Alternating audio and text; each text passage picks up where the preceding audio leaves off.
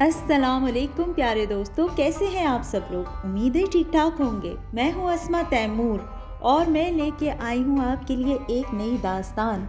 ये दास्तान है एक ऐसे परिंदे के बारे में जिसने हज़रत सुलेमान अलैहिस्सलाम के साथ एक मुआहिदा किया था।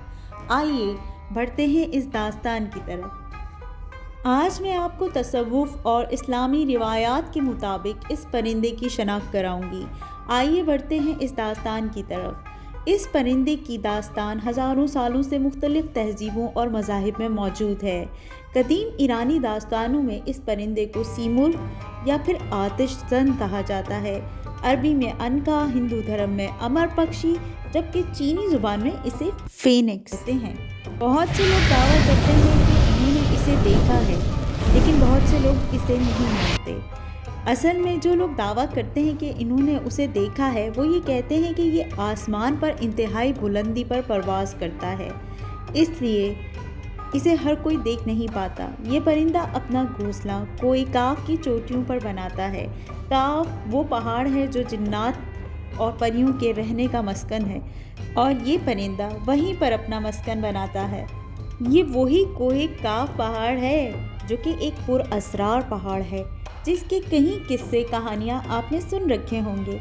इस परिंदे की बहुत सी खूबियों में से एक खूबी इसकी समझदारी भी है, जो इसने अपनी लाफानी ज़िंदगी से हासिल की है। इस परिंदे के आंसुओं में शिफा बख्श कुव्वतें होती हैं। आइए थोड़ा सा इस परिंदे के बारे में जानते हैं। हज़रत सुल्तान बाहू ने अपनी किताब मुहिक़ुल फ़िक्र में इस परिंदे का जिक्र किया है।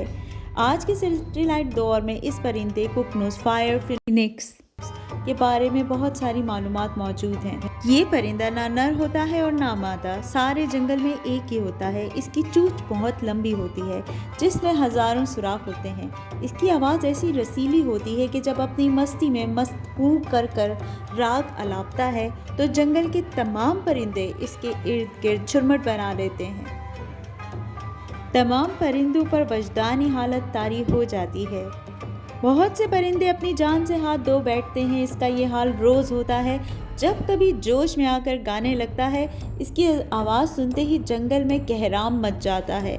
जहाँ जहाँ किसी परिंदे तक इसकी आवाज़ पहुँचती है, फड़फड़ाता हुआ इसकी खिदमत में हाजिर होकर बिस्मिल की तरह लौटने लगता है।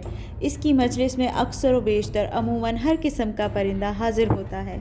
जब इसने दुनिया से जाना होता है तो जंगल की खुशबूदार लकड़ियों को इकट्ठा करता है, फिर इसके बीच में बैठ जाता है और निहायत खुश इल्हाफी से रंगारंग के राग अलापता है, और इसकी चोंच में जोश के शोले भड़कने लगते हैं, जिससे लकड़ियों को आग लग जाती है और वो इसमें जल कर राख हो जाता है। उसकी जली हुई राख से एक अंडे की शक्ल इख्तियार कर लेती है, जिसमें से एक बच्चा बनकर उड़ जाता है। गोया कुकनुस की जगह एक और कुकनुस आ जाता है।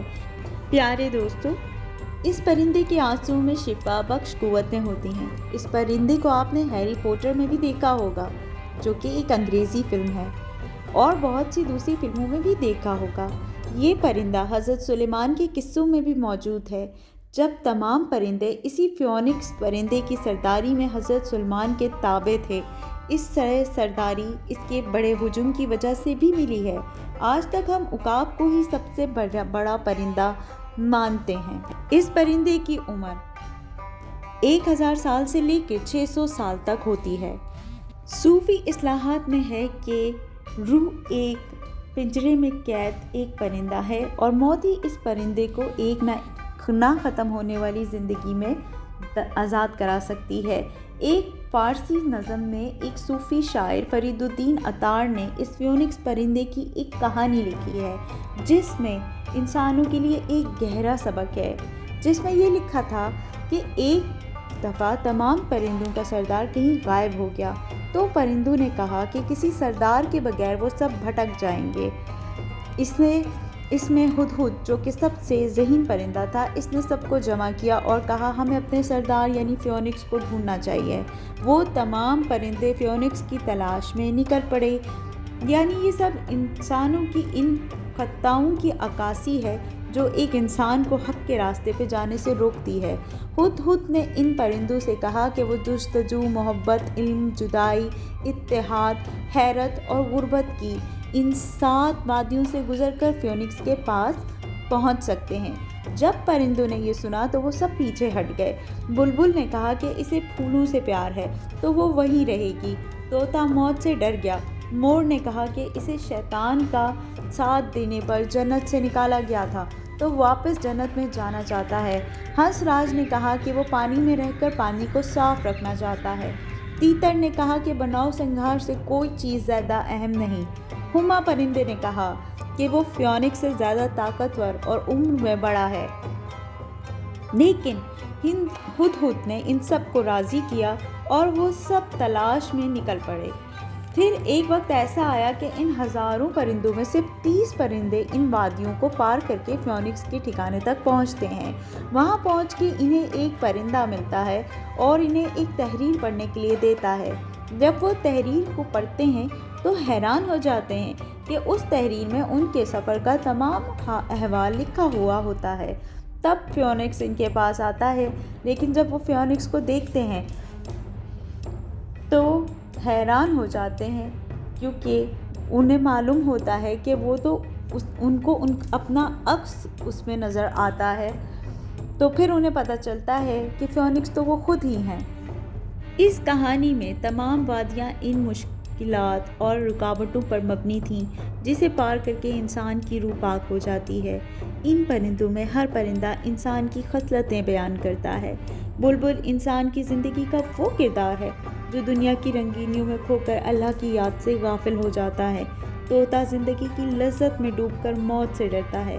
مور اپنے ماضی کی غلطی کو سدھارنے کے لیے اپنے روشن مستقبل کو بھول جاتا ہے۔ ہنس راج مادہ پرستی کی وجہ سے اپنے اصل ہدف سے غافل ہو جاتا ہے۔ یہ کہانی ہمیں بتاتی ہے کہ زندگی کا آغاز اور اختتام ایک ہی ہے۔ فیونکس پرندے کے بارے میں برٹش لائبریری میں موجود ٹیپو سلطان کی یادگاروں میں اس کا ذکر ایک تحریر میں موجود ہے جس میں حضرت سلیمان علیہ السلام اور فیونکس پرندے کی ملاقات کا احوال ہے۔ کہانی میں لکھا تھا کہ ایک دفعہ پرندوں کا سردار فیونکس حضرت سلیمان کے سامنے حاضر ہوا اور آپ کے سامنے تقدیر کو ماننے سے انکار کر دیا۔ اس عمل پر حضرت جبرائیل علیہ السلام کو آپ علیہ السلام کے پاس بھیجا اور ان کو ایک مشرقی شہزادے اور مغربی شہزادی کے بارے میں بتایا گیا کہ کس طرح وہ شادی کر کر اب صاحب اولاد ہوں گے اور اولاد کی نعمت حاصل کریں گے۔ فیونکس نے کہا کہ وہ سب کو روک سکتا ہے۔ تب حضرت سلیمان علیہ السلام اور فیونکس کے درمیان 15 سال کا ایک معاہدہ ہوا کہ 15 سال بعد معلوم ہوگا کہ کیا ٹھیک تھا۔ پھر ان 15 سالوں میں فیونکس شہزادی کو قید کر لیتا ہے، لیکن وہ شہزادہ اسے فیونکس سے آزاد کرا کے شادی کرتا ہے اور اسی طرح سب کچھ ہوتا ہے جس طرح حضرت سلیمان علیہ السلام کو بتایا گیا تھا۔ قصہ قضا کے نام سے مشہور اس کہانی کا ذکر ایک اور جگہ پر بھی آتا ہے جسے ابن سعد حسن بصری سے سنا اور حسن بصری نے آپ صلی اللہ علیہ وآلہ وسلم کے ایک قریبی ساتھی سے سنا تھا۔ ایک دفعہ جب مکہ والوں نے آپ صلی اللہ علیہ وآلہ وسلم کو بہت ستانا شروع کیا تو حضرت جبرائیل علیہ السلام کو آپ صلی اللہ علیہ وآلہ وسلم کے پاس بھیجا اور انہیں حضرت سلیمان کی مہر پیش کی گئی کہ یہ اللہ کی طرف سے آپ صلی اللہ علیہ وآلہ وسلم کے لیے تحفہ ہے، جس پر آپ صلی اللہ علیہ وآلہ وسلم نے پوچھا کہ کیا اس سے موت بھی نہیں آتی؟ تو حضرت جبرائیل علیہ السلام نے فرمایا کہ موت 2 طرح کی ہوتی ہے، ایک وہ جو اچانک آ جائے اور ایک وہ جسے وقتی طور پر ٹالا جا سکتا ہے۔ تقدیر الہی سے کوئی فرار ممکن نہیں ہے، ہوگا وہی جو اللہ تعالیٰ نے ہمارے نصیب میں لکھا ہے۔